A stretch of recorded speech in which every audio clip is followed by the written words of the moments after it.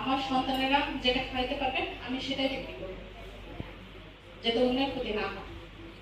একটু ভালো কালারের জন্য, একটু ভালো সুঘ্রাণের জন্য এমন কোনো উপাদান আমরা সেখানে ব্যবহার করবো না যেটাতে আমাদের অতি দ্রুত ক্যান্সার হয়, আমাদের লিভারের ক্ষতি হয়, আমাদের কিডনির ক্ষতি হয়। এই কাজগুলো থেকে আমরা বিরত থাকবো। মূলত যশোর জেলায় বেকারি যে মালিক সমিতি আছেন ওনাদের সহযোগিতায় আমাদের বাংলাদেশ নিরাপদ খাদ্য কর্তৃপক্ষ বেকারিতে যারা কাজ করেন মালিক ম্যানেজার ওনাদেরকে নিয়ে একটি প্রশিক্ষণ কর্মশালার আয়োজন করা হয়েছে।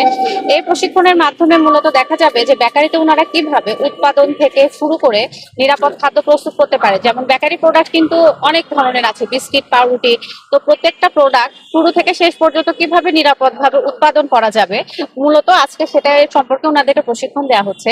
এবং এই প্রশিক্ষণের পরে ওনাদেরকে প্র্যাকটিক্যালি দেখানোর জন্য একটি বেকারিতে নিয়ে গিয়ে একটি প্র্যাকটিক্যালি ট্রেনিং সেশন করা হবে। আর যশোরে যেহেতু বেকারির একটি অনেক বড় সেক্টর আছে এবং আশেপাশের জেলাগুলোতেও এখানকার বেকারি থেকে খাবার হচ্ছে গিয়ে পাঠানো হয়, তো আশা করা যায় যে এখানে যদি আমরা ওনাদেরকে কিছু শেখাতে পারি তো অনেকটুকু অংশ হয়তো বা নিরাপদ করতে আমরা সক্ষম হব বেকারি সেক্টরে। বেকারি থেকে আমাদের ইচ্ছা ছিল 30 জনকে নিয়ে করার, কিন্তু ওনাদের অনেক আগ্রহ এবং ওনারা অনেক উৎসাহী হয়ে প্রশিক্ষণ নিতে আগ্রহী হয়ে অলমোস্ট 40 জনের মতন বেকারি মালিক এসেছে।